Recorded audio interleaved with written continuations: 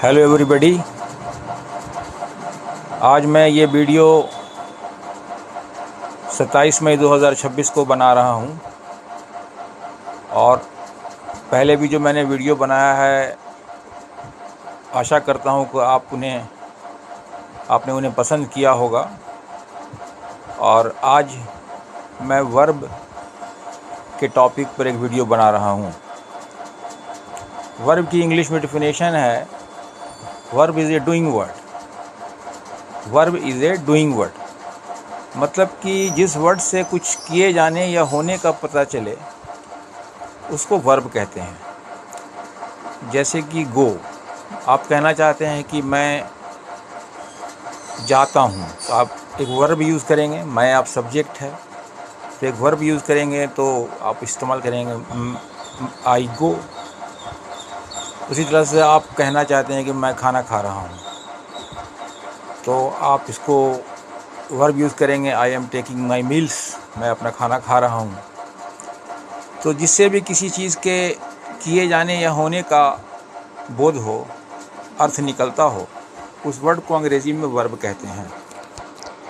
तो वर्ब के दो पार्ट होते हैं, एक होता है ट्रांजिटिव वर्ब और एक होता है इनट्रांजिटिव वर्ब, जिसको हिंदी में सकर्मक क्रिया और अकर्मक क्रिया कहते हैं। क्योंकि मैंने पहले भी कहा है कि बुनियादी रूप से मैं ये वीडियो उन लोगों के लिए बना रहा हूँ जो हिंदी पृष्ठभूमि के हैं और अंग्रेज़ी में अपनी पकड़ मजबूत करना चाहते हैं।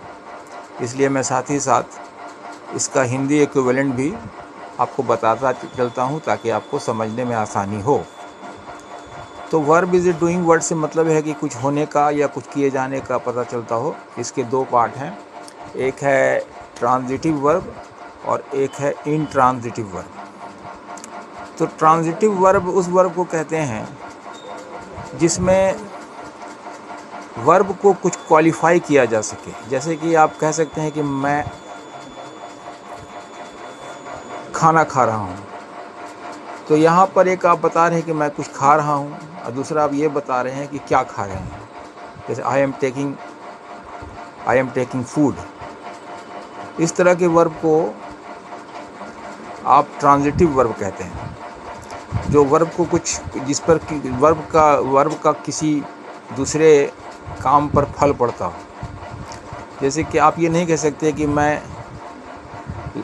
आप ये कह सकते हैं कि दिस बुक इज़ रेड, या आप ये कह सकते हैं कि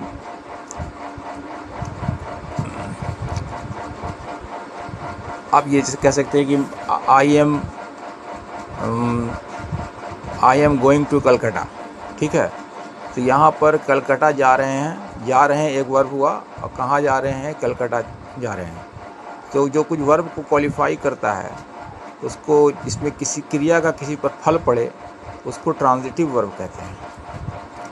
अब कुछ चीज़ों को आप ट्रांजिटिव वर्ब के तौर पर इस्तेमाल नहीं कर सकते, उसे कहते हैं इनट्रांजिटिव वर्ब। जैसे कि मैं हंस रहा हूँ, तो आप ये नहीं कह सकते ना कि मैं लाल हंस रहा हूँ या काला हंस रहा हूँ या कलकत्ता जाकर हंस रहा हूँ। यहाँ पर क्रिया का कोई फल नहीं पड़ता है, बल्कि ये एब्सोल्यूट टर्म में रहता है। इसके आगे पीछे जो वर्ड लगेंगे वो वर्ब के फॉर्म के नहीं होंगे, उस पर वर्ब का कोई फल नहीं पड़ेगा। तो इसको कहते हैं इनट्रांजिटिव वर्ब। तो ये दोनों हिस्से समझ में आ गए होंगे।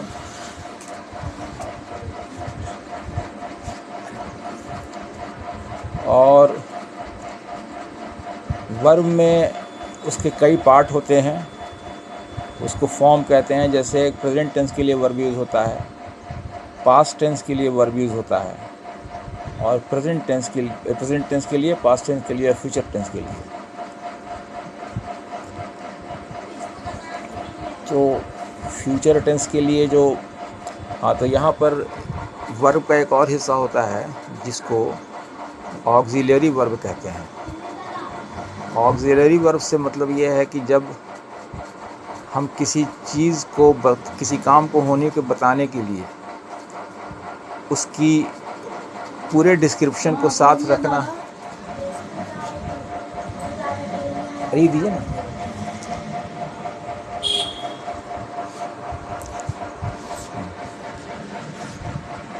जैसे कि आप जब कहना चाहते हैं कि यू आर गोइंग, आप जा रहे हैं, तो आप जा रहे हैं का जो फॉर्म है, कंटिन्यूअस फॉर्म जो है, उसमें एक ऑक्सिलरी वर्ब लगाना पड़ेगा। यू गोइंग से बात नहीं चलेगा। जैसे आई एम टायर्ड या आई एम स्विमिंग, मैं तैर रहा हूँ, या आई एम टायर्ड, मैं थका हुआ हूँ। तो यहाँ पर पर्सन के हिसाब से एम लग रहा है, आर लग रहा है, और अगर हम लगाएंगे थर्ड पर्सन प्लूरल तो वी लगाएंगे, तो वी आर लाफिंग, या वी आर इंजॉइंग, या वी आर सिंगिंग। तो ये ऑक्सिलरी वर्ब हैं, ये सेंटेंस को कंप्लीट करने के लिए ज़रूरी हैं, क्योंकि इसके बिना किसी काम के किस टाइम और टेंस में होने का पता नहीं चलेगा। इसके कुछ रूल्स हैं, जिसमें कि आई के साथ एम लगता है प्रेजेंट टेंस में, और पास्ट टेंस में वाज लगता है, और फ्यूचर टेंस में विल लगता है। आई फर्स्ट पर्सन में आई के साथ एम लगेगा प्रेजेंट टेंस में, वाज लगेगा पास्ट टेंस में, और विल लगेगा फ्यूचर टेंस में। फर्स्ट पर्सन प्लूरल में वी आ जाता है, तो वी के साथ पास्ट टेंस प्रेजेंट टेंस में आर लगेगा, पास्ट टेंस में वेयर लगेगा, और फ्यूचर टेंस में विल लगेगा। ये हो गया फर्स्ट पर्सन का। सेकंड पर्सन यू है। यू में प्लूरल और सिंगुलर के लिए एक ही यूज़ होता है आर, और पास्ट टेंस में हो जाएगा विल, विल नहीं, वेयर, सिंगुलर में भी प्लूरल में भी, और फ्यूचर टेंस में हो जाएगा विल। फ्यूचर टेंस का आजकल विल फॉर्म भी इस्तेमाल हो रहा है। और उसके बाद आप आइए, सेकंड पर्सन हो गया। थर्ड पर्सन में ही, शी, और ही शी आएगा। थर्ड पर्सन में ही शी आएगा, दे प्लूरल में आ जाएगा। थर्ड पर्सन सिंगुलर हो गया ही और शी, और थर्ड पर्सन प्लूरल हो गया दे।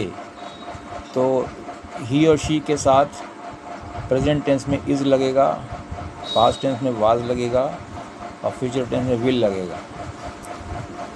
और फर्स्ट पर्सन प्लूरल में वी के साथ वेयर लगेगा, और यू के साथ वी के साथ प्रेजेंट टेंस में आर लगेगा, और पास्ट टेंस में वेयर लगेगा, और फ्यूचर टेंस में विल लगेगा। तो ये वर्ब और ऑक्सिलरी वर्ब का आप इस्तेमाल समझ लीजिए कि वर्ब के फॉर्म को बदलने के साथ उसके साथ एक और शब्द का इस्तेमाल करना होता है, तभी जाके वो सेंटेंस पूरा होता है। उसे ऑक्सिलरी वर्ब कहते हैं। ये मेन वर्ब के अलावा एक जो हिस्सा है वो ऑक्सिलरी वर्ब कहलाता है, जिसमें आई के साथ एम, वी के साथ आर प्रेजेंट टेंस में, आई वाज पास्ट टेंस में, and we were past tense में, और सेकंड पर्सन सिंगुलर में आ जाएगा यू के साथ आर, एंड प्लूरल में भी आएगा यू के साथ आर, और पास्ट टेंस में वेयर हो जाएगा, सिंगुलर में भी और प्लूरल में भी, और फ्यूचर टेंस में विल हो जाएगा, सिंगुलर में भी और प्लूरल में भी। और थर्ड पर्सन सिंगुलर में ही और शी के साथ फ्यूचर टेंस में विल लगेगा, और वी के साथ भी विल लगेगा, और सेकंड पर्सन प्लूरल और सिंगुलर दोनों में विल लगेंगे, और थर्ड पर्सन में भी ही के साथ विल, शी के साथ विल, और दे के साथ भी विल लगेगा।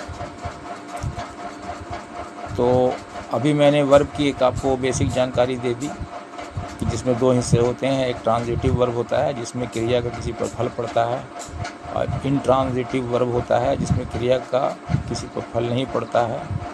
इसके अलावा वर्ब के साथ सेंटेंस को पूरा करने के लिए कुछ और वर्ड का इस्तेमाल करते हैं, जिसे ऑक्सिलरी वर्ब कहा जाता है। तो उम्मीद करते हैं कि आपको मेरा आज का ये वीडियो पसंद आया होगा, और आप आगे भी ऐसी आशा कीजिए कि मैं आपको वीडियो बनाकर लाभान्वित करता रहूँगा, ताकि आपकी अंग्रेज़ी पर पकड़ मजबूत हो सके।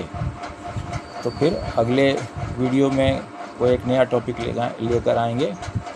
तब तक के लिए जय हिंद।